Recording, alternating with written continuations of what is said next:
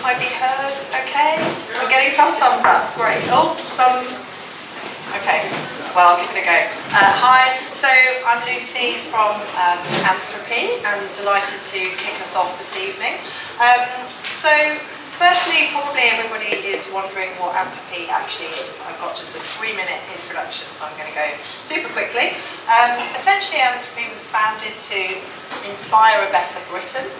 And the way in which we do that, our vision is to be more positive, to be more sustainable, to be more equitable, and to therefore be more successful. So Anthropy was founded by John O'Brien, who was essentially concerned about the direction that the country was going in, around the discourse, and really wanted to bring together leaders to make a positive change for the future of the country across all sectors and covering everything really that we're looking towards in the future. So we want to affect that narrative and make a real positive change. And how are we doing that? By bringing together senior leaders to Anthropy, which is a gathering at the Eden Project in Cornwall.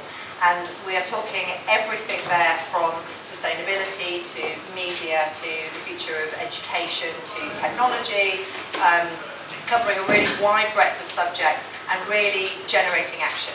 So the reason for it being an event for senior leadership but also emerging leadership as well, and people with social impact, is they've got that following, they've got that ability to really affect change and make a positive difference. Obviously, communications is kind of the superpower to really charge that and get that message out, and I'm delighted to work with Novelli, who are kindly hosting us this evening, so wherever you are, thank you very much for having everybody tonight. And, you know, last year was the first year for Anthropy. We had 184 sessions down at the Eden Project. We had 450 speakers, and they were really, you know, well-known people there. We had 34 sponsors, we had 100 volunteers that came down to run it, so a big collective effort of people getting behind this vision of really wanting to make a difference for the future of this country and turn things around and make it more positive and make it more equitable. So, you know, we had 1,000 people come. Next year this year I should say, we're looking at having 2,000 senior leaders come down, make that difference, be heard, and really get the connection going with the younger people as well. We've got an emerging leaders stream this time, so we can make sure that all of the voices are getting heard. I'm going to just hand over to Juro, who is one of our anthropists who was there, just to give a little bit about that experience. Amazing, thank you so much, Lucy. Good evening, everyone. How's everyone doing? You okay? Yeah. A bit more energy, guys. How you all doing? You all okay? Amazing. So my name is Juro, and I'm the founder and chief exec of an organisation called 2020 Change, but I also like to introduce myself as a proud anthropist. So what is Anthropy? I define Anthropy as, just think of a gathering of industry leaders, political leaders, and social change makers gathered at the Eden Project for a number of days, just talking about the future of Britain. And that's an environment that I wanted to be in. So the moment I heard about Anthropy, I was like, where can I sign up? So 2020 Change is a social impact organisation working with young black people and major corporates to help create a more diverse workforce across the UK. Being in Anthropy as 2020 Change was a great opportunity for us to showcase what we do and the impact that we're making. I sat on a panel talking about diversity, equity and inclusion. And as a result of what I shared on that panel, there was one of the senior leaders from Ella's Kitchen kind of made a beeline for me and said, look, love what you guys are doing, we need you over at Ella's Kitchen. Let's have a chat, let's see what we can do. And actually it happened yesterday. We went in there and we ran a detailed, thank you. So for those of you that don't have kids and you don't know who Ella's Kitchen is, they're a very, very big deal, from 0 to 5. And we ran a series of focus groups with the Gen Z members of staff, just kind of gathering insights into what it means to be Gen Z in the workforce. And Ella's Kitchen are doing amazing things to help retain Gen Z within the workforce, and being able to be there and just kind of share what we do, make that connection. If we weren't at Anthropy at the launch pad, we wouldn't have made that connection and we wouldn't be able to do the kind of work that we're doing. So it's important for people like me, people like us, people like you, to be in the mix at Anthropy this year. You know, we're doing a lot to ensure that the right people are in the mix, because you all have voices. I was just thinking, imagine if this was a pool of a workshop at Anthropy. the change that will come out from that. And just think, Anthropy isn't just a talk shop. It's a collection of individuals that want to make something different happen, and we can all be a part of that. So I just want to thank you all on behalf of Anthropy, and also thank also Novelli and people like us for inviting us here, partnering with you guys to talk about what we do at Anthropy. And I look forward to seeing as many faces from this room at the Eden Project in November. So thank you all very much, and welcome.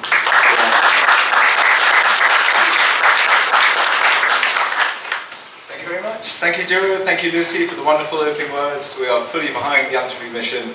We're genuinely so proud to be partnering with you. So let's all please make some noise for Anthropy. Welcome to people like us. I look around and I see some of the very best journalists, comms professionals, and content creators all together in one room, and it really is a wonderful thing. Actually, tonight is our first People Like Us of the year. It's an extra special one. It's our 3rd birthday, would you believe it? Don't worry, there won't be any screaming kids. There won't be no Coco Melon, just strictly good vibes. So for all the new faces out here, I want to spend just 3 or 4 minutes talking about who we are and what we're all about. So People Like Us is a not-for-profit here to celebrate and support journalists, comms professionals, creatives from racially diverse backgrounds. We do this through quarterly events like these, where we shine the spotlight on voices that perhaps haven't been heard before. We've done this with some of the biggest brands in the world. We're really proud to say off the back of our events, people have landed new roles with the likes of Apple, or top-notch agencies like the Romans. People have won new business for themselves, but above all, we're showing the rest of the industry what people like us are made of. Behind the scenes, we support people with CVs, cover letters, interview practice, finding mentors, whatever other support they might need. The entire service runs for free. And I suppose the thing many of you know us to be feeling very passionate about is equal pay and fair pay. So for those in the PR industry, you would have seen a major study we've done with PR Week. We invited UK agencies to submit both their gender and ethnicity pay gap data. We're so proud of that work. It's going to roll out again for a 3rd year.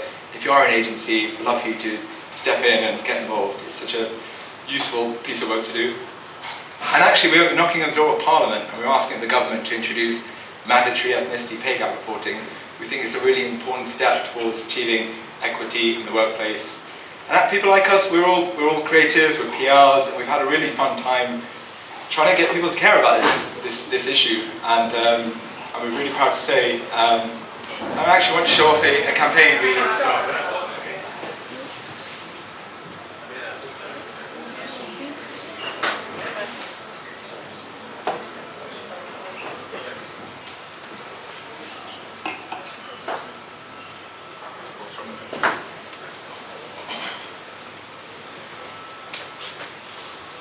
Everything okay?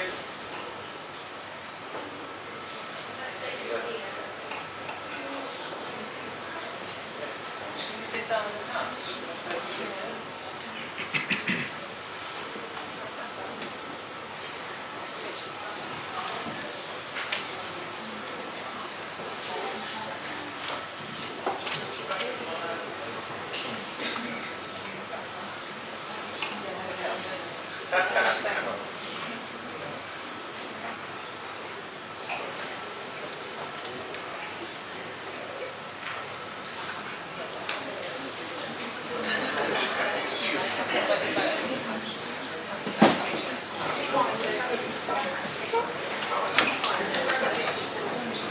Thank you for your patience.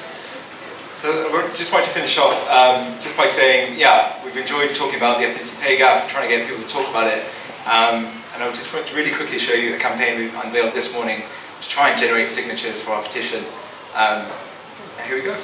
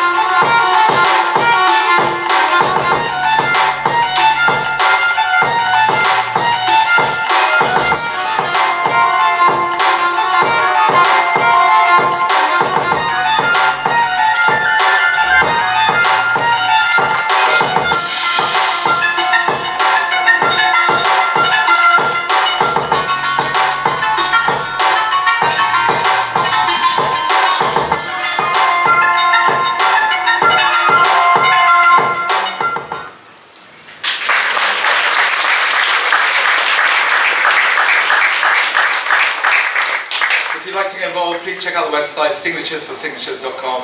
Just lend us one single sentence in your email signature. I think it'll go us a long way. That brings me nicely on to this evening. So tonight, you'll hear stories from 10 wonderful professionals from a range of backgrounds and expertise. Each of them has a fun but slightly tricky task, presenting on a piece of work they're really proud of, though in just 3 minutes each. It's not an easy ask, so I'll ask please give me full attention and add each of them on socials after. Before I hand you over to our awesome host of the evening, I want to say a few quick shout outs. Firstly, a big thank you to our mentors. So many of you might know we like to pair up each of our speakers with a mentor, not only to guide them for the wonderful talks you'll see tonight, but to act as a sounding board. The feedback we've had both ways has been outstanding. So you can see all their beautiful faces on the screen. Let's please make some noise for our mentors.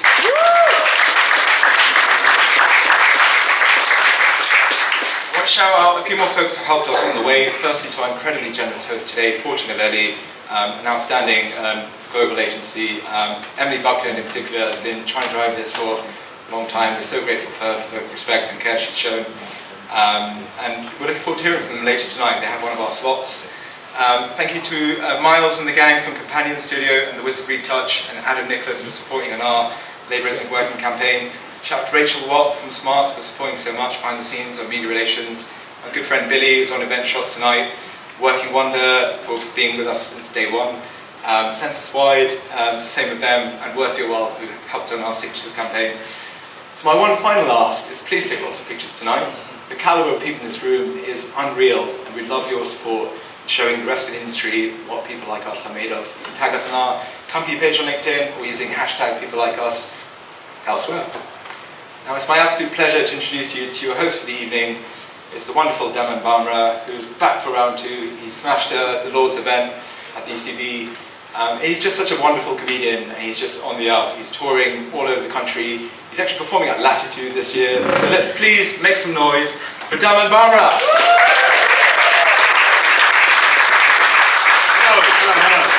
Hello everyone, can you guys hear me? Yeah, okay, wicked. I just want to make sure everything's okay at the back. Is everything cool? Wicked. I just want to quickly say, if we could stop circulating those topless photos of me, people are going to continue fainting if we don't. Okay? It's very important. It's nice to be here. It's nice to be here and meet you guys. I'll do a quick introduction. My name's Daman. Or at least I think that's my name. I can't be sure these days. I went to an event recently, right? Like quite a nice event. And my name was on the guest list because, you know, I applied for it in advance. There was a woman outside with the guest list. I gave her my name. I said it's Daman. She was like, no, sorry, sir, I don't think it's on here. So I was like, let me take a look, right? And I found it, and I was like, it's that one right there. She goes, oh, you mean Damon? Oh, sorry, have I been fucking that up? How do you say my surname out of interest? I want to stop embarrassing myself in front of my family. I can't believe I messed up my own government name. What a prank by my parents. You'd think they would have told me how to say it. Does anyone here know what their name means? Yeah? So does someone want to shout their name? Someone at the front here? You madam, I saw you nod. What's your name? Samantha. Wicked. And what does Samantha mean? It means listener. It means listener. Well, you're smashing it today. Straight off the bat, nailed it. It's almost obnoxious, Samantha. That's pretty sweet, man. My full first name, right, is Daman Deep, which means destroyer of evil. It's a lot of pressure in it. I've really got more of a destroyer of cupcakes thing going on. That's my vibe. I felt extra embarrassed saying that to you because you look like fucking Idris Elba right now. Look at you. Oh my god. I am going to feel your muscles later. I'm just telling you now. What's your name, man? Michael. That was the most confident Michael I've ever met. I need to be mentored with this guy. Thanks for going, Michael. I'll tell you a bit about where I came from. I come from a place called Wembley. Do we know Wembley? Yeah. It means that until the age of 12, I hadn't realised that my family and I had actually moved out of India. very Indian town, okay? It's so Indian, in fact, you'd go to the local shops to buy fireworks, as in on Diwali, not like a random Tuesday. And the prices would be up, right? I would say one box of fireworks for £20, yeah? One box of fireworks for £20. Or 2 boxes of fireworks for £40. No deals, just maths. Signs up like, 2 for the price of fucking 2. Oh, thank you very much. No, like, you would see white people in Wembley, but only if they're on their gap year, you know? It's that kind of place. A couple of familiar faces, definitely. No, I think it's a weird time. I think it's a weird time to be Indian because we live in the modern day, but we still follow all these superstitions from the past. I'm sure some of you can relate, right? So, for example, in my family, on Tuesdays, you can't eat meat, right? Saturdays, you can't buy metal. I know. Monday to Sunday, back me up on this. Monday to Sunday, you can't love your kids. You can't. You can't. Laughs of recognition there. I've kind of been looking inwards, right? I've been thinking about the weirdest things to do with my culture specifically, right? Punjabi culture. I feel like I've got a few things narrowed down. The first of which is a festival called Rakhi, which is a festival that celebrates the bond between a brother and a sister. Not in a Pornhub kind of way, just a regular festival. Clean your minds, for God's sake. And what happens is your sister comes around to your house for the day and she ties a bit of string on your wrist and she wishes you a long life. And then you give her £100 and that's the whole fucking deal, okay? No wonder she's wishing me a long life. So would I if I got an annual bonus every year, you know? But the weirdest thing, right? The weirdest thing to do with my culture, Punjabi culture, is that apparently we have a soundtrack to our whole culture. And you're looking at me like you don't know it. But you're all singing it in your heads right now. Is anyone, any brave racists at the people like us? You know the way. Okay, it's like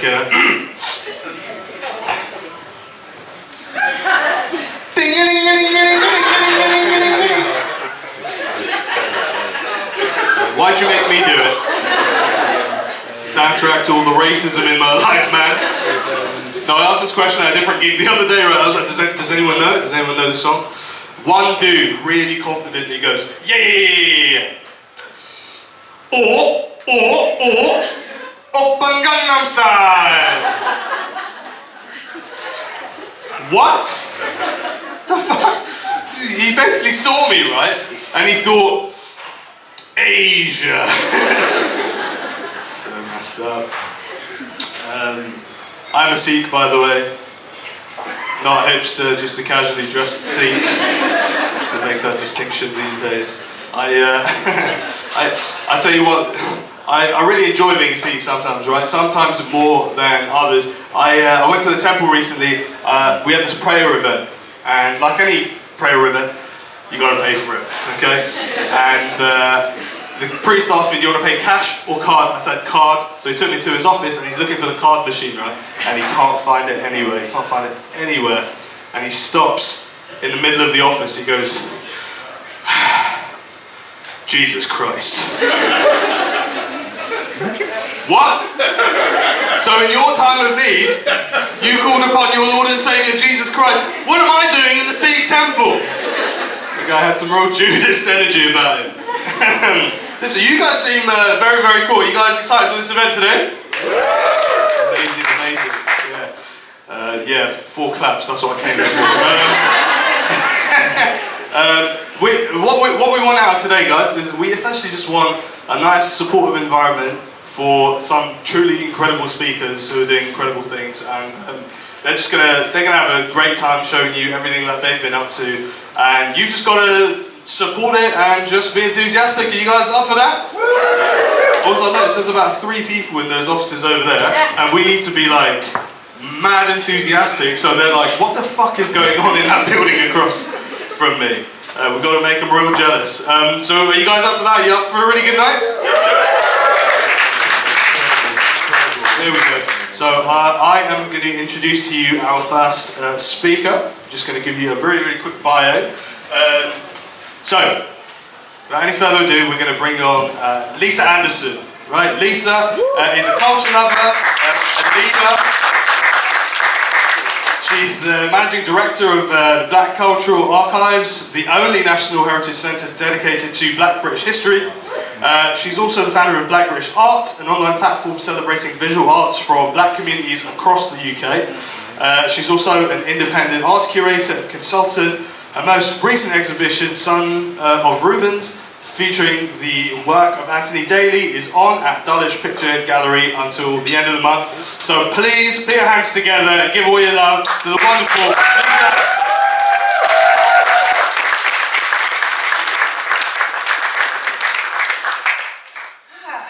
Okay, thank you for that. That was hilarious. Nice to warm up the crowd.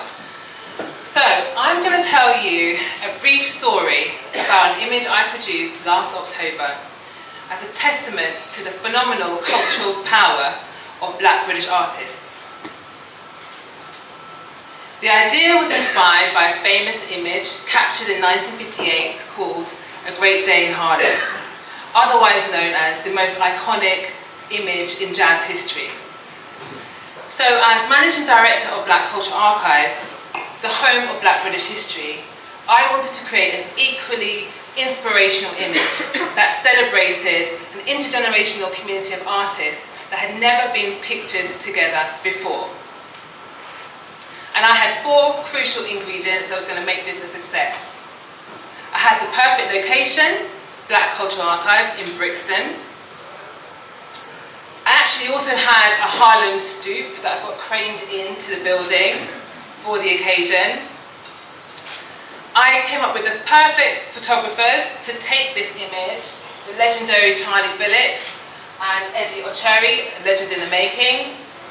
And finally, I had the perfect date, because October last year was the 40th anniversary of the first ever Black Art Convention that happened in the United Kingdom. The first time Black British artists came together as a community. So at the start of September, I sent out as many invitations as I could, asking people to come and celebrate this history-making image occasion. And I had to call the event A Great Day in Brixton. Nice. On the morning of the shoot, I was really nervous, but I needn't have been, because 92 artists and 1 newborn baby turned up. Amongst the crowd were a handful of the artists that attended that very first convention 40 years ago. The likes of Keith Piper, Claudette Johnson, Marlene Smith, do look them up. And they were showered with love for the legacy that they had created. What followed was an unforgettably special kind of family portrait photo session. Loads of photos were taken from different angles, and I'm happy to say one of them turned up in the Guardian newspaper. It was shared throughout our social networks, and artists were really proud on Instagram and Twitter, flooding it with posts to really celebrate this occasion as a phenomenal opportunity for community building and recognition. But what I'm really proud of is that we did create that special image that can live on for future generations. Black Cultural Archives has created 2 versions of the image. One is an A2 poster that not only features the pictures of all the artists, but also their names. And it is available from our website for £14.99. Please do invest. And the second version is a fine quality photo print, limited edition, 40 of them. And I'm very happy to say that it has already been acquired by 2 major arts institutions.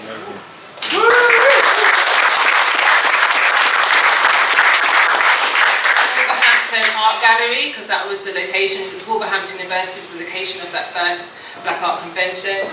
And really important for the story of our nation, the National Portrait Gallery.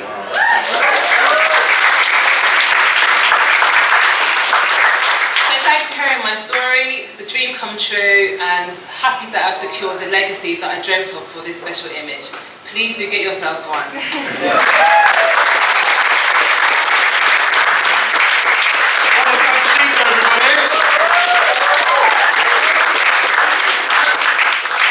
Incredible blue outfit. It was important to me that we coordinated. It was quite nice. Guys, we're going to bring on our next speakers, Rachel Brown and Jonifa Ewanga, who have been at Novelli for over 2 years. Despite the fact that they both work in different departments, Rachel being in finance and Joni in reputation and brand team, the pair have crossed paths and found themselves working together in the company's wider diversity, equality and inclusion work stream, where they're a part of a team of 6 making huge strides towards meaningful representation across teams and work. So please welcome to the stage Rachel and Joni.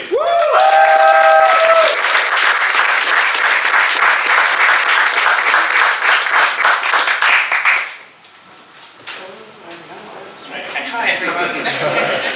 So we're from Novelli, and Novelli is a global comms consultancy. We work mainly in healthcare and reputation and brand.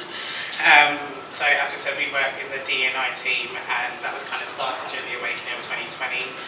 We saw a need for change, and within our group we're still pushing for that change and pushing for progress within what we do. But today, me and Jonifa are going to talk about 2 of the initiatives that we've been involved in, and that kind of means something to us. So I joined Novelli in 2021. The recruitment process was something I'd never experienced before. The fact that Novelli went CV-less is something I wish many companies could adopt, because it helped people like me. I really suck at interviews. I always feel like they're like a tennis match. A question will be thrown at me and I feel like I'd have to respond really quickly. With Novelli's new process, I was tasked with presenting a project, and for the first time I felt like I was given the space to show up as me. And naturally, there's a special type of confidence you have when you're talking about things you know. The key personal moment I want to talk about was Black History Month in 2022. I was part of a dedicated panel moderated by Rach and my fellow Black colleagues in the agency, where we spoke openly and candidly about our experiences within the workforce as Black women. One thing that stuck out to me was how my fellow colleagues handled similar situations differently.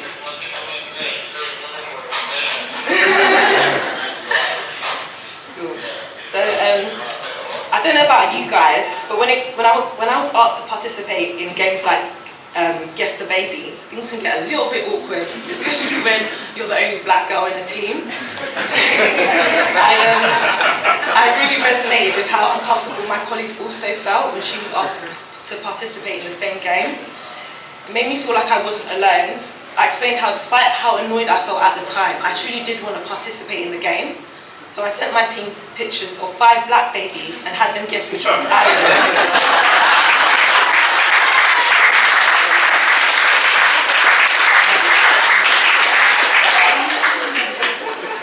Overall, the panel discussion was great, because a lot of the times companies worry about their external image.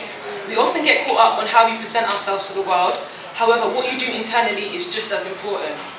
To be given the space to share my experiences is something that I will forever treasure, and truly, when I came off the panel, there was a newfound confidence in me to continue to speak up and make space for myself.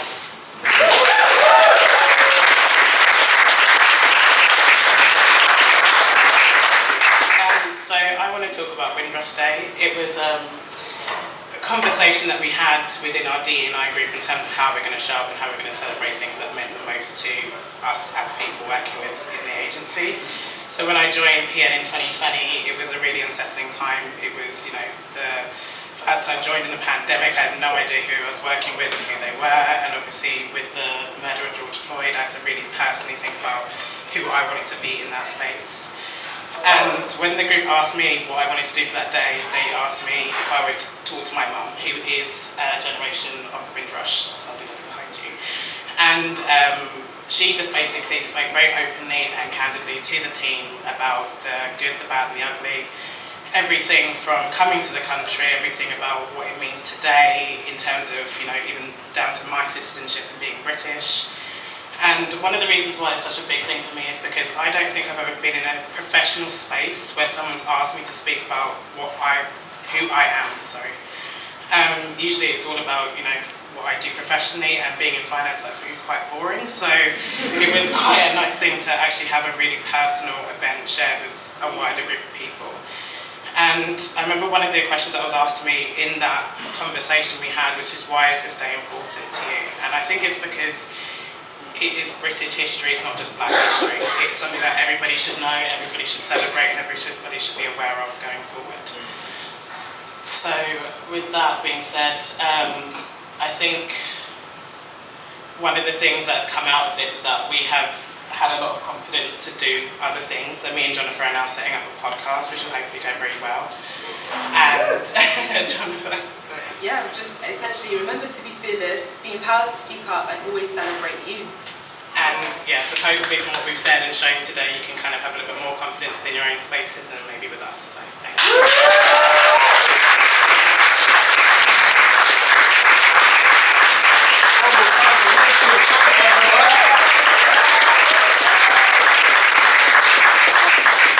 I know exactly what you mean about the job interviews, man. Yeah, in a past life I had a grown-up job as well. Yeah, I wish I had the confidence of like an apprentice candidate. Do you know what I mean? Just storm in there like, yeah, I invented the moon. Alright guys, we're gonna get on with our next speaker now. The next speaker is Shabazz Graham, who began his media career in 2001, making documentaries for government-run projects, local councils and think tanks, before becoming a creative at MTV networks and channels including Channel 4, Nickelodeon, Sky and the BBC, so I've got to impress him. He's now the CEO of QCast, a new video-based communication tool and social media content creator.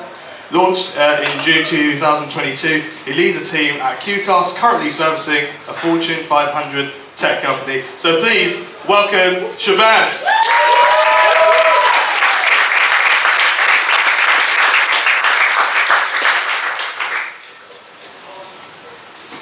Hi guys, everyone okay?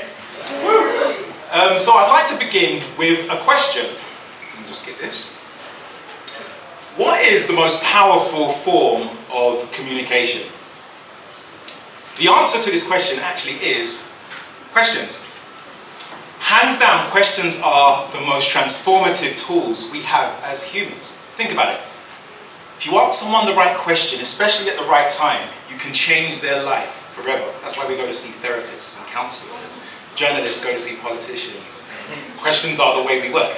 Think about the amount of questions that are going to be asked in this room tonight as we meet each other. Questions help us do our best thinking and are responsible for literally some of the greatest, in fact most of, if not all of, the greatest innovations known to man. So as a result of the power of questions, this lovely gentleman just down there, Mr. Tayo Dada, my business partner, and myself, 2 years ago we created a platform called QCast, which simply means question cast. And literally, never let it be said that we as people, especially we as people like us, never let it be said that we can't turn our pain into power. I lost a dear friend in 2014, just suddenly, he died of sudden, just basically, they don't even know what it is. It literally was like sudden death syndrome at work whilst editing. He was another filmmaker like me. And it threw me into this, I had already just come out of a period of depression, but it threw me into another state of asking myself existential questions, big catalytic questions. It was a catalytic moment, and I was like, what are we going to do about this problem that we have of dying and not being able to shut down our Twitter account and not being able to bring down our social media? And I thought, let me honor my friend by finding out that answer to that question. And me and my business partner answered our entrepreneur's question. As every entrepreneur in here knows, you answer a question that leads to your business. And our question was, what if we could actually help people find the way by which they can harness the power of questions? And so we came up with QCast. The way that QCast works is, I've spent literally 30 years in film and TV, working with thousands of questions in documentaries, standing behind a camera on the red carpet at MTV, trying to get John Legend to answer my question. Will Smith, do you know what I mean? I got a question for you. And I thought to myself, what if we turned the camera around and actually had the person, rather than answer a question, how about they ask a question? So Qcast works in that you record yourself asking a question under 60 seconds, that gets uploaded to our platform. Someone else can come along, the Qcaster is the person who asks the question, a responder is someone who comes along and clicks respond and then can respond to that question, and then a piece of content called a Qcast conversation is created. You can basically use Qcast to interview on scale. Think about it, rather than having a podcaster ask a question to one man like Kanye West, you could literally, and 1 million people look at that interview, the podcaster could turn to the 1 million people and ask them a question, and 1 million people have a conversation, therefore, with that podcaster. So one day I want to have Barack Obama, Oprah Winfrey on our platform asking us questions that we could all respond to. Now, we were going to tell you a little bit about working with a Fortune 500 big tech platform, one of the biggest tech platforms on the planet, but we're bound by NDA to not name them. And so instead, I wanted to tell you a little bit about our campaign very quickly in closing. We began working with youth groups, and part of the heart of what we want to do, because I wanted to honour my friend and because me and Tayo are very into creating an ethical-based social media platform, we literally have created a community interest company connected to Qcast called For Social Goodness Sake, where we want questions to be used for social goodness sake. We have a problem with gun and knife crime and serious youth violence. One of the best ways, like I said at the beginning, to impact people's lives is to actually ask young people questions that are transformative and that can help them literally put their knives down, put their guns down, and move forward in life. Thank you so much for listening. And in closing, I'd like to ask you a question. What are the questions that you need to ask your audience? And please, would you come to speak to me and Tayo afterwards about how we can help you with Qcast, reach your audience through Qcast. Thanks very much. That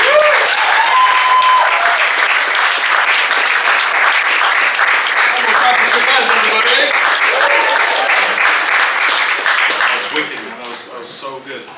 Although you did mention Will Smith, and I have. Sorry. Apparently, he doesn't like comedians.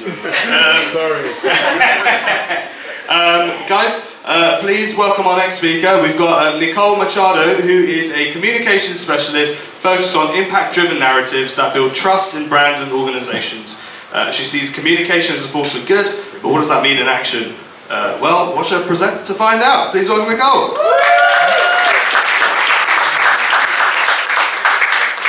Hi everyone, it's great to be here, and I think I'm going to shift the mood a bit this evening. If I could ask you all to close your eyes for a few moments to experience this. A quiet neighbourhood in Welsh mountains. You can hear the birds chirping, smell freshly baked Welsh cakes, and always expect to be greeted with warm smiles. The residents live quiet lives until the establishment of a university campus in the area. While this brought many opportunities, the chirping of birds now turned into the squealing of seagulls. The university received multiple complaints about noisy and messy student night outs, leading to a rift between the student population and the local community. So how could we possibly fix that? I invite you to open your eyes now and take a look at one of my proudest moments to date, the Halloween trick-or-treat for your local food bank campaign. The purpose of this campaign was twofold. One, to bridge the gap between the student population and the local community, and two, to engage a diverse group of students to join in a fun evening whilst supporting a social cause. Students were invited to get dressed and go trick-or-treating to collect food donations instead of treats. When they started knocking on doors, most households were ready with baskets of sweets, but were pleasantly surprised when the students asked for food donations instead. The residents donated tins of soup, bags of rice, and other non-perishable food items. One resident even said, "I think what you're doing is brilliant. My job on the day was to document the campaign for social media. Little did I know, this would become one of my best case studies in PR and communications. In one evening alone, we gathered over 163 kilograms of food items for the local food banks, garnered a digital reach of over 30,000, and what more? Well, this campaign elevated the reputation of the university, bridging the gap between the student population and the local community, And, well, it also gave everyone a fun evening, really. So what are my key takeaways from this campaign? Well, 3 questions for better campaign planning. The first one, is my idea scalable? The idea for this campaign was simple enough that neighbouring universities joined forces in the following years.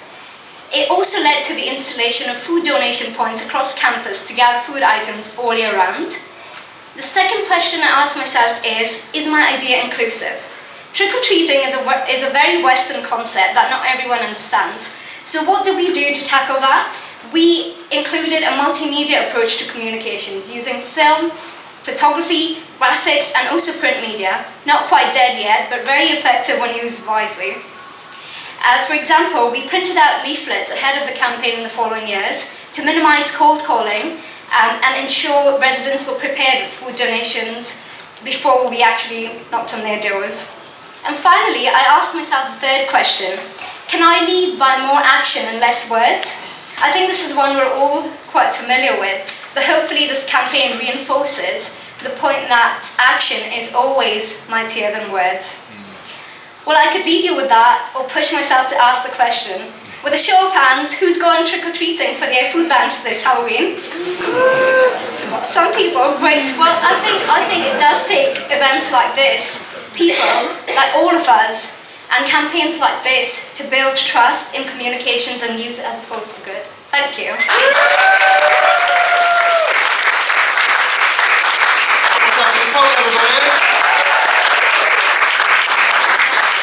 Proper fun, man. Trick or treating. I reckon I'm going to come if my mum lets me. We've got one more speaker left in this section. Are you guys ready? Yeah. Amazing. Okay, so I'm just going to welcome to the stage Grace Davies Redmond, who is an ex-international athlete, and she's recently been named one of the PR Week's 30 Under 30 after just a few short years in the consumer PR world. She's worked across brands from Tinder to Absolute Vodka, Instagram, Under Armour and more. Grace has also volunteered as the PR rep for the charity Black Minds Matter and is on a mission to bridge the gap between brands and culture. So please welcome to the stage, Grace.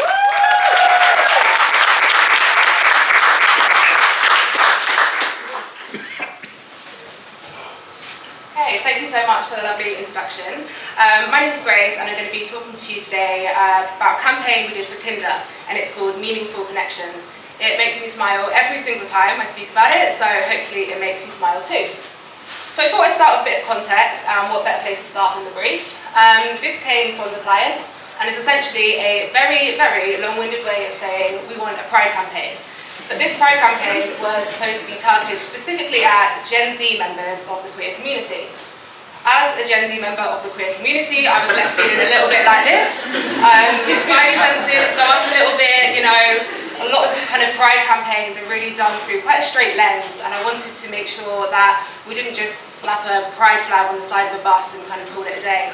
So instead we started with what the community thinks. We ran focus groups, and of course, while everyone's kind of lived experience really differs, this was super consistent. You know, people just want to be authentic, they want to be just transparent, they want to feel like Tinder is a brand for them, they want to feel like Beyonce when she's on her DS, making matches because they feel like Tinder is genuinely a brand for them. So that left me feeling like this. I wanted to make a campaign that was so queer that it kind of left straight people thinking, what the hell is going on? So we did that through a way that really spoke queer people's language, it spoke my community's language. We did it in a way that really spoke kind of to us as opposed to at us, or more importantly, about us. So the campaign itself, we onboarded 10 incredible content creators who are known for kind of making funny memes, funny content online. They all voted for the top memes that have sparked connections for queer people online. We then onboarded 5 amazing kind of up-and-coming queer artists who recreated all these memes in their own style. As you can see, they were super colourful, super vibrant, and then these were available for queer people to send to each other in-app during Pride Month, so they can spark some connections on their own. In terms of results, I mean, the things that we're usually measured on when we're PRs or when we're brands, reach, engagement rate, user acquisition. To be honest, I'm closing the window on those because when it comes to a campaign like this, what's really, really important is the impact beyond numbers. We really got the community speaking. We got everyone connecting online. People, strangers, who didn't even know each other, were commenting on Tinder's own channels, sharing the gifts with each other, sharing their memes, and talking about queer culture and how amazing and funny and how great it is. And I think the reason that it resonated with people so strongly was because sometimes with Pride campaigns specifically, there's a lot of trauma attached. There is absolutely a time and a place for us to speak about the kind of injustices that we face as a community, but there's also a time to celebrate, and that is Pride Month. We are an absolute party of a community, so sometimes we just want to have a party and celebrate. So in terms of my key takeaways, firstly, I would say not every campaign is for everybody, and that's absolutely okay. We often go for reach over anything else, but really, let's be intentionally exclusive. There might be some people in the room today who don't really get the idea behind this campaign, and that's absolutely fine because maybe on this occasion it's just not for you. Secondly, internal diversity and representation matters. One that's quite simple but often goes kind of amiss, but it's actually going one beyond representation. It's giving the team members who are in your team kind of leading roles when it comes to these sorts of projects and ones that they can relate to on a more personal level. And lastly, pushback is good. Let's talk about it. There was one point during this campaign, in the planning stages, where the idea got taken off the table, and I called my CEO and was like, I think we're making a mistake. I hung up and then was like, oh my God, I can't believe I just said that to my CEO. But she absolutely listened to me. We had a conversation about it. We put the idea back on the table, and it ended up being one of the best campaigns that we've done as a global PR agency. So I would say no matter what your level is, no matter what your age is or your experience, really trust your instincts, especially when it's something that you believe in. Thank you so much.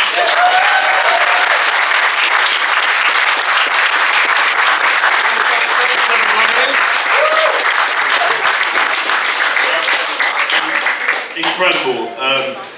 Well, every time I come across somebody Gen Z, I always feel old, man. Like, I'm not even that old, I'm like 30, but honestly, like, just recently I've just noticed things, like now I can't lie down recreationally anymore. Like, sleep is happening whether I like it or not. There is no fight or flight, it's just fight, I can't run no more. Guys, have you enjoyed the first section? Listen, we're going to take a little break now, so what we're going to do is you can go to the loo, go get some drinks, there's going to be some nibbles, you can go to the balcony if you want to smoke, and then we're going to be back at about 8 o'clock, is that okay, 8 o'clock sharp? Incredible, see you then!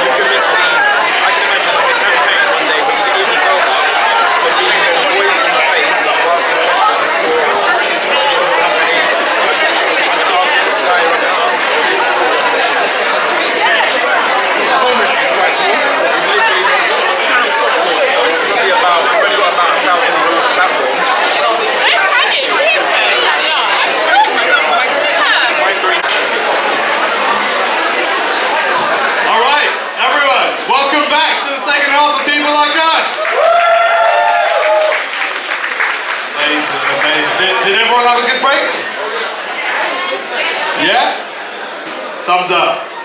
Did you make any friends? Yeah? Yeah? Yourself, yeah.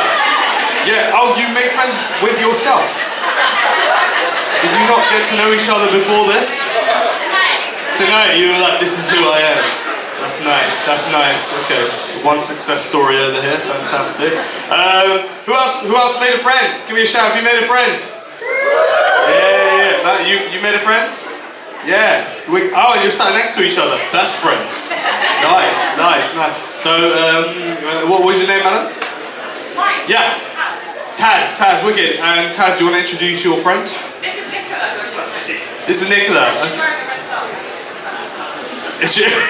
She's wearing a red top and is at people like us. Man, so you guys really exchanged life stories, huh? Wicked. Ah, it's nice, man. It's nice to see you guys. Listen, I just want to tell you a little bit. I'm a bit of a narcissist, so I'm going to tell you a bit more about myself before we bring the next round of guests on. I want to talk about my religion a bit more, actually. It's something very... I see you, Mr. Singh, by the way. If anything kicks off in here, it's you and me. Okay, so, do you know what I mean? That's the team. Yeah, man. I don't know, man. You let me know if this is your experience too, because I feel...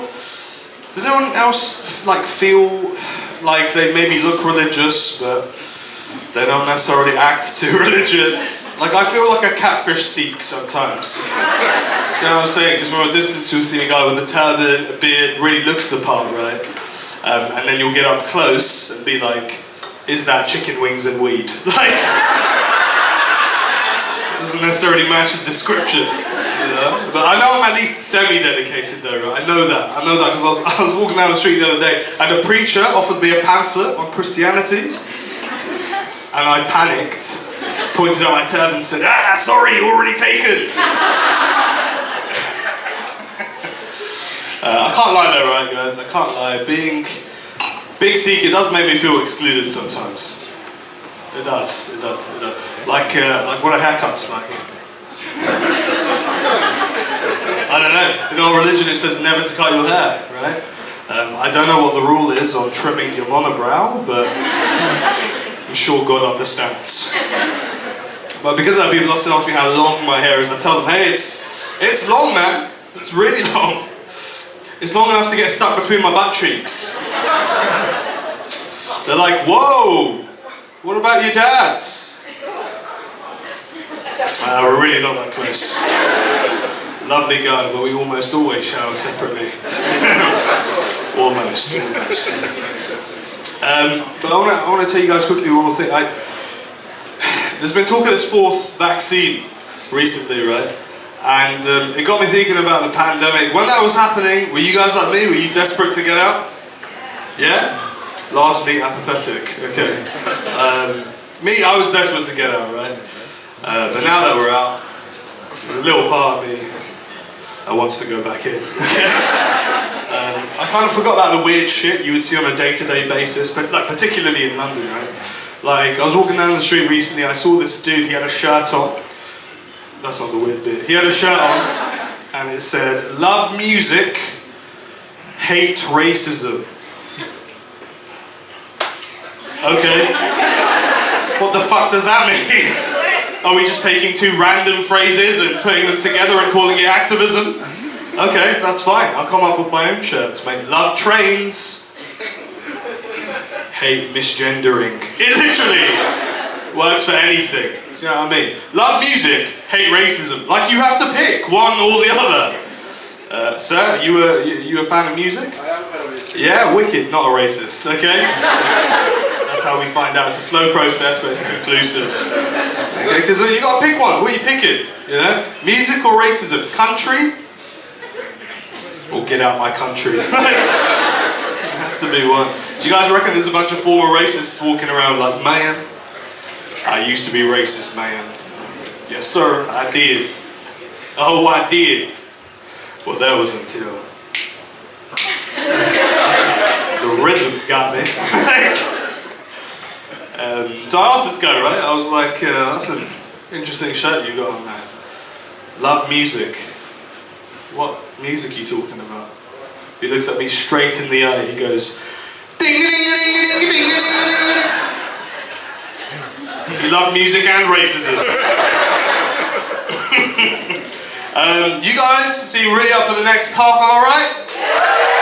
Incredible, incredible. So in that case, what I'm going to do, I'm going to bring on the first speaker of this section, who is the wonderful Leila Hashemi, who is a strategist and campaigner who spent the last 7 years also working with charities and brands on their communications and digital. She's currently a strategy director at Shape History, a social impact communications agency based in London that works with social impact leaders to tell their story and amplify their cause. She grew up in London and is of Brazilian and Iranian heritage, so please welcome to the stage the wonderful Leila.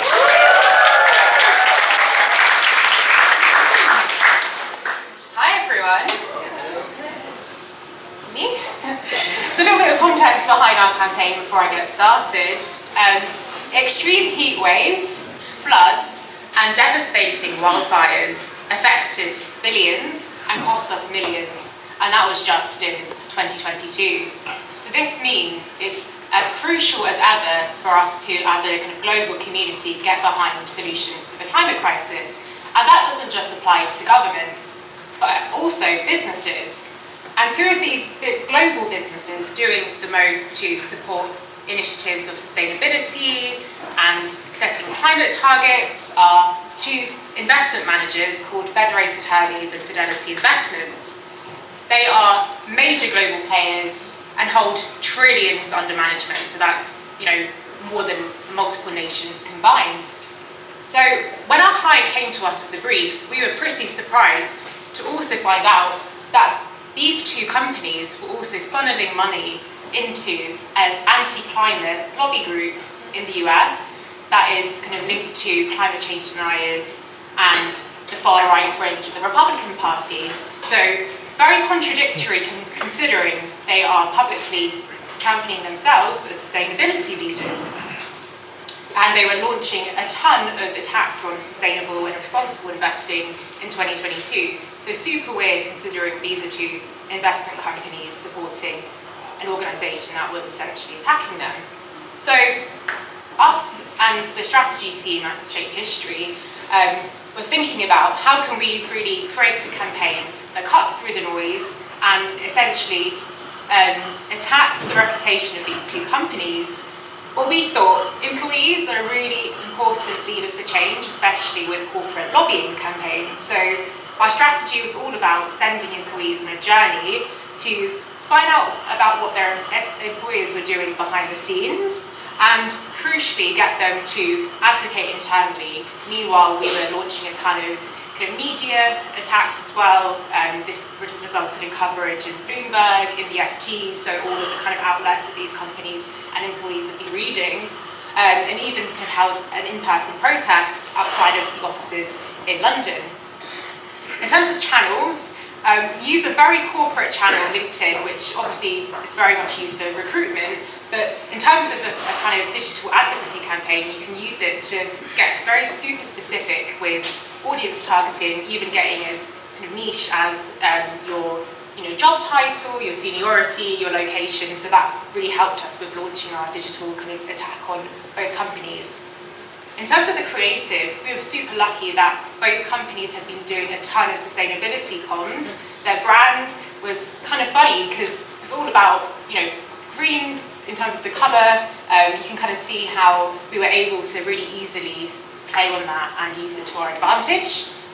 So a couple of examples here, another example here where we sent a survey to employees getting them to kind of fill out their thoughts on the companies. In terms of initial results, we were able to engage 20,000 employees at both companies.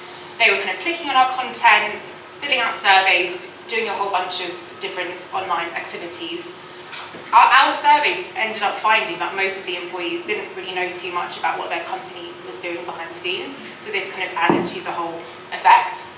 And after a couple of months of campaigning, we were really happy in the end when one of the companies we've been targeting announced that they were withdrawing their support financially for the State Financial Officers Foundation, so the far-right lobby group, which is great result. So for us it was a win, but I really like this campaign because it's a really good example of when you can use outside and inside pressure to create the change that you want to see in the world, and that even starting from a really small seed of an idea, you are actually able to support solutions to meeting climate targets.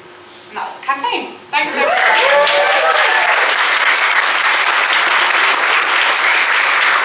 One more time for Leila, everybody. We're going to move on to our next speaker, guys. We've got the wonderful Shakaila Forbes-Bell, who is a fashion psychologist, consultant, TV commentator, founder of the platform Fashionist Psychology, and best-selling author of the book Big Dress Energy. Throughout her career, she's worked with global fashion brands, including Depop, Maybelline, Next, and eBay, and is the current in-house fashion psychologist for Afterpay. She has bylines in Mr. Porter, Mary Claire, and ID, and has been featured in numerous global publications and TV, including Forbes, Vogue, ITV, Channel 5, and many more. So please, give it up one time to Shakaila.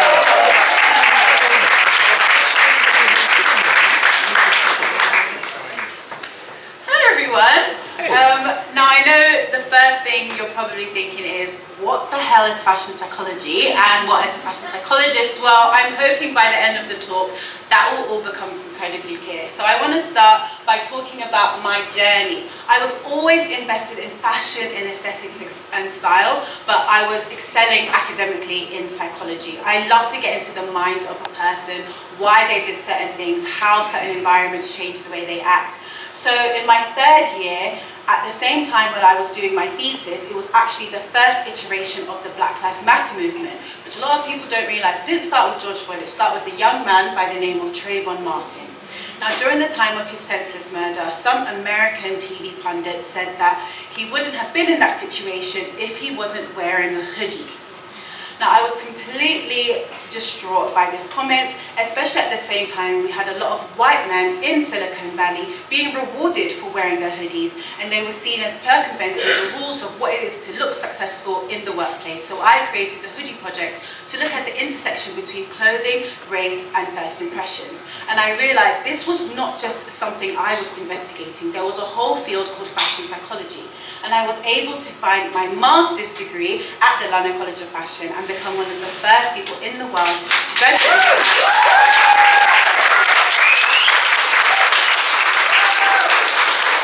And again, my final thesis was in reaction to another flippant comment, this time by a Vogue editor, who said that if a black model was on the cover of a magazine, it wouldn't sell as well.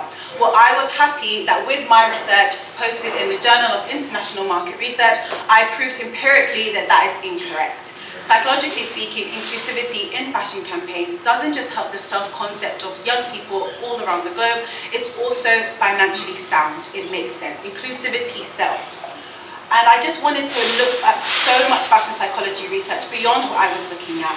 I discovered there was so much to learn about how just the impact of getting dressed every day. It doesn't matter if you work in Vogue or if you work in construction. By the simple act of putting on clothes, you've become an active participant in the process of fashion. First impressions take only 10 milliseconds. What do? We judge books by their cover. Why don't you get the psychological insights and know-how to make sure that whatever you're adorning your body with is projecting the authentic image of yourself? And I've utilized this work through my writing with Mr. Porter, for example, one of the most read blogs on the site, talking about why we keep buying stuff that we don't actually like or need and how to use psychology to get you out of that cycle. I'm currently the fashion psychologist for EBA Love Island, which I think is so cool. I'm talking about reflective dressing and the styles that the islanders are picking and how that helps them to connect with others. I'm also the in-house fashion psychologist at Afterpay, looking at the why behind what's trending, specifically among Gen Zs. Also with Channel 5, I've done work with looking at how retailers like TK Maxx and Mr. Village and ASOS, how they get consumers to buy and what psychological their tactics that they're using, like scarcity and FOMO and all of the other tricks like that. So I'm proud to say that my proudest moments are moments like this, where I get to talk about something which is I think it's so valuable, which has been shrouded behind the lines of academia, in stuffy papers that people don't really understand. And I'm proud to say that after a literary agent slid into my DMs and asked me if I thought about ever writing a book, I've appeared on Lorraine, and my book, Big Dress Energy, available at all good bookstores.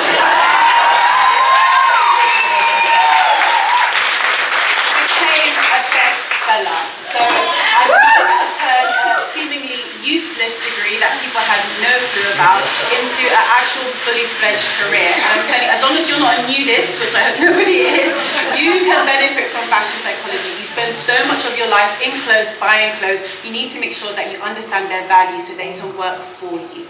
Thank you.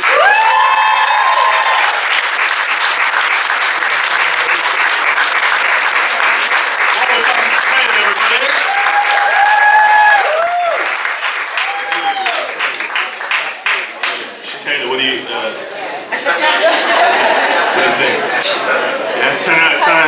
You heard it here, okay? Professionally rated. Guys, are we ready for our next speaker? Yeah, amazing. So the next speaker is Baljit Gill. One of us. Baljit who's a PR and marketing entrepreneur who runs a communication agency, Silo Communications. Baljit has over 15 years marketing experience and has been featured in PR Weekly, BBC Asian Network, and the Business Spotlight under the One to Watch. Baljit loves to dance, loves to be outdoors, and loves seeing the world through her children's eyes. So please give it up for the wonderful Baljit! Hello everyone, thank you. I mean, the energy in this room tonight is insane. Bear with us, there's only 2 more of us left, and then we can all have a drink together and cheers the night away. So, for me, I'm here to tell you a bit of a story. So, I am Baljit Gill, I love to dance, throw on a good outfit, give me a drink in my hand, and I'm on that dance floor. And there is no stopping me until those awkward lights come on and someone's dragging me out of that into a cab, who is here tonight as well to support me. My story here is almost kind of focusing in on my parents and what they've left with me at the moment. So I saw this quote on LinkedIn and it hit so hard. Immigrant parents with their wings cut still teach their children still to fly. When I was young, I never understood why my parents were never around. I literally was born 4th of January 1988 in a small town, Southampton, and my parents were hustling hard, 1 job, 2 jobs, 3 jobs. We were going house to house, and we never quite got the same upbringing as Leanne down the street, or Joseph, who went to school with, who was going on holidays, who was going for birthday parties. We were never allowed. Our focus was to keep the house ticking over and to make sure that we stayed in the lane, and that was to get a good education. My parents came to England with nothing in their back pockets, and I mean literally nothing, except knowing a community on the other side was waiting for them to harness them and home them in.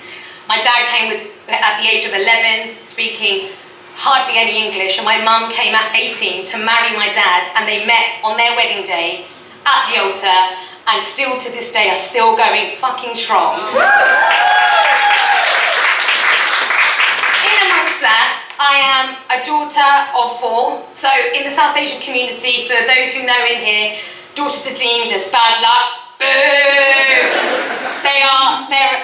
We weren't respected in the community. So above all of that, my parents had to fight their way to have a stance in our community, as well as hustle hard, get us to school, get us dressed, have a roof over our head, and make sure food was on that table every day. And then, for me, I never quite found my people at school. I was, again, in this small town in Southampton, went to school. My parents would pick me up at 3 o'clock, go to their second job. My sister would be there in the kitchen making some food, would be studying, watching TV, and be going to bed. I would see people growing up, going to the park on a Friday evening, going to the clubs on a Saturday night. And now I truly understand why my parents used to say to me, just watch, see how it goes, and stay in your lane. Stay in your lane.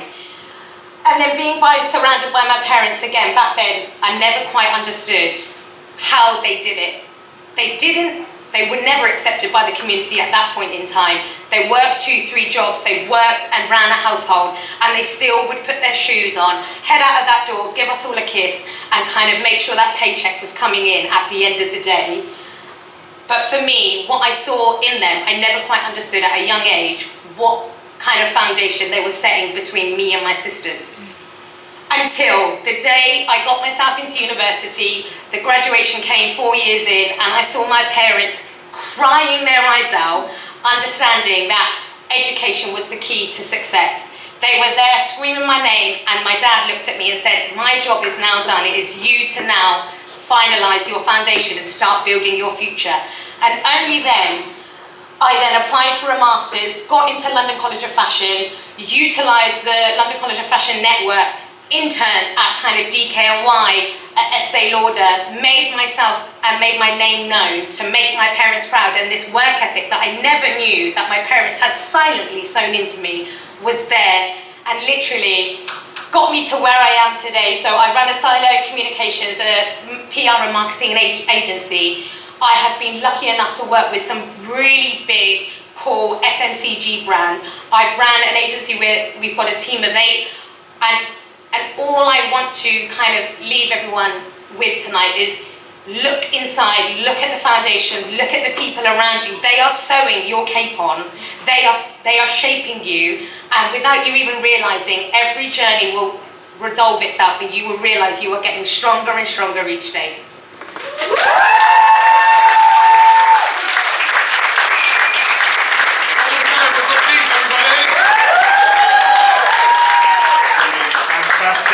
Fantastic. So I'm going to hand over to you.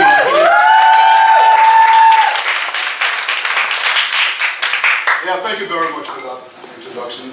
Thank you so much. I think I'll just jump straight to it. You know, as a child, I was immersed in comic books. I loved comic books, I loved animated movies, and I was passionate about it. But it didn't take me too long to realize that a lot of the references I had were one-sided, you know, because most of the coolest characters I knew, most of the strongest were of a particular race, you know, and the characters who looked like me, characters who sounded like me, were sometimes very poorly represented, or even in some situations, just completely misrepresented. You know, I have examples like Tintin, and Urbanist and Asteris. Those who have read it know exactly what I'm talking about. You know, it got me bothered, you know, and I knew I had to do something about it. So that was what birthed Epoch Comics. I decided I was going to create a brand of African-centric comic books, and I created Epoch Comics with the mission to retell the African story in an authentic, moral, and wholesome way to the world, and also inspire a new generation to rise above the normal stereotypes and embrace diversity. But of course, that journey was very rigorous. You know, there was a lot of pains involved. First of all, I grew up in Nigeria. I only came to the UK last year, and the environment was not very encouraging. And there came times when I asked myself, dude, why don't you just give this up? But something in me wouldn't. I kept on, you know, I pursued it with I gave it everything I got until I started seeing the rewards. Along the line, I started getting calls for collaboration, calls for partnerships, I started getting recognition for the brand, and of course, I started winning awards. You know, I have 9 awards now and counting. Yeah.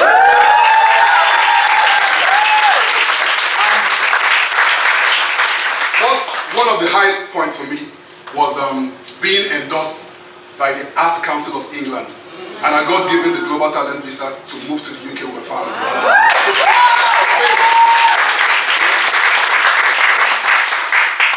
So to me, comics had been just a hobby, but I had to look deeper. I had to realize that there could be something more, you know.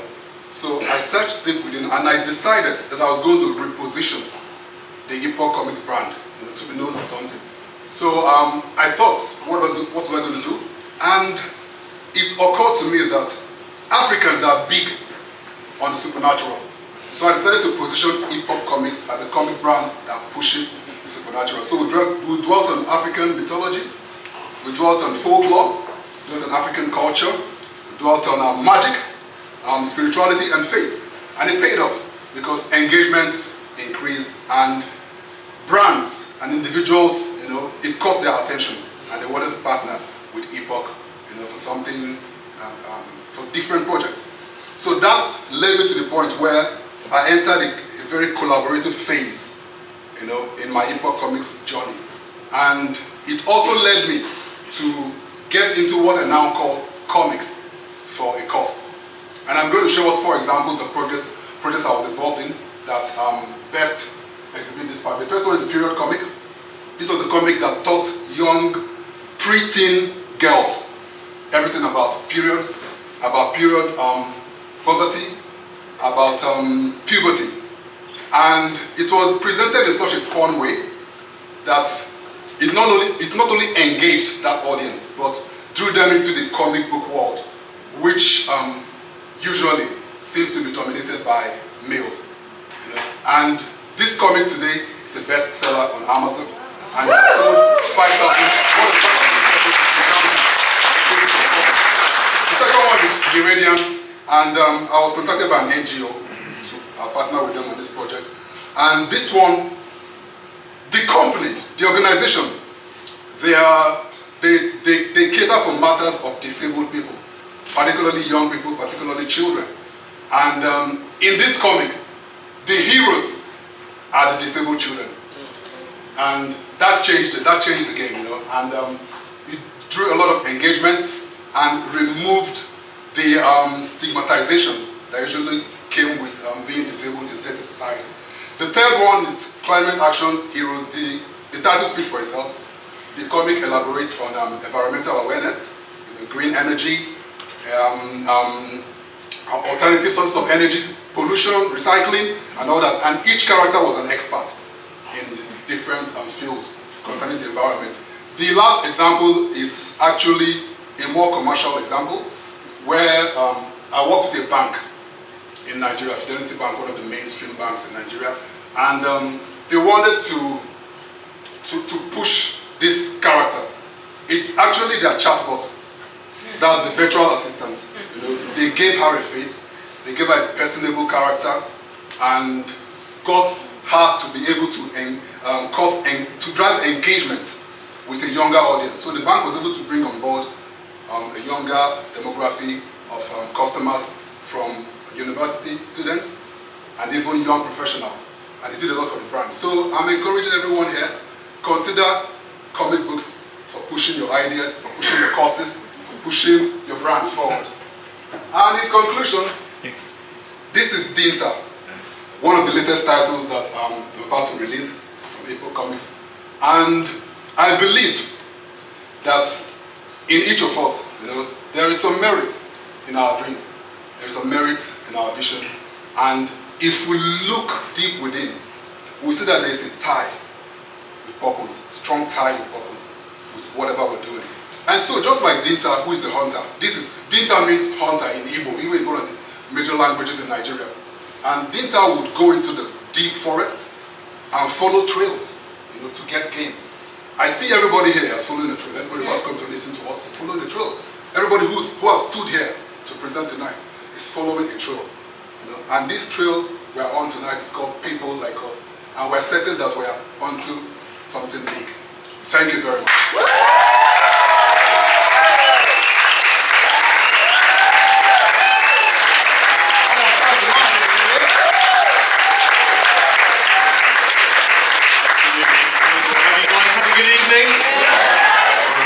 Fantastic. I'll take a really quick moment to be sincere, if I'm capable of it. I personally have been really inspired by all the speakers. So can we give one more round of applause to all the speakers?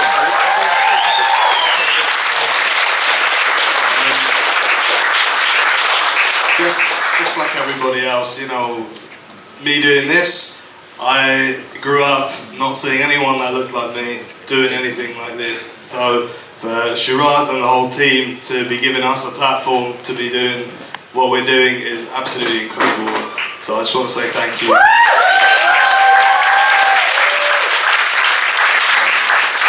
And listen, hopefully I'll see you guys again someday. My name's Dumb and Bummer. I'll see you again another time.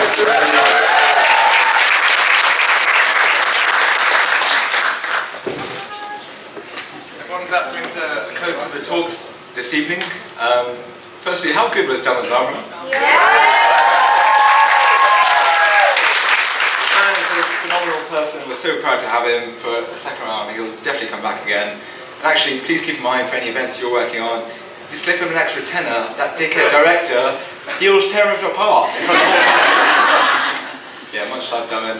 What a wonderful night it's been. The talks are over, but the night is still young. So we're here until 9 p.m. And then we booked the refinery just downstairs on the left, which is a bar we're open to quite late. All of our speakers will be there. They'd love to see you, love to meet you. Let's hang out, because nobody fucking works on Fridays anyway, right? It's true. So, there's a couple of things before I wrap up, and as is customary, we'll invite our speakers back to the stage for a lovely group photo. But just before that, I want to say a couple of quick and final announcements. So, I'm stunned that this is 3 years and how big we've grown. My brother Dwayne and I, he's now moved to Fiji, the bastard. We made this, and I can't believe we sat here in front of the caliber of people here tonight. Okay, he's on video. We're just generally blown away at what it's become, and the people we've come across. It's honestly the best thing that's ever happened. Like, yeah, it means the world to us. We're growing our team now, so if you want to get involved, applications are open for another week. It's a wonderful organisation. You come across the very best people. Like, look at tonight, for example. And I'd love for you to throw your hat in the ring, give us a shout. There's a bunch of positions there. If there's something that doesn't suit you there, drop us a line. We can work around you. Alright, and the other final thing I want to end on is, I know it's a really difficult time right now for a lot of people. There's a lot of redundancy, there's a lot of uncertainty. I just want you to know that we are here for you. If you're stuck and you don't know where to turn to, or you might need support, finding a role, finding a mentor, our door is always open, it costs nothing, and I promise you we'll support you as best as we can. Alright.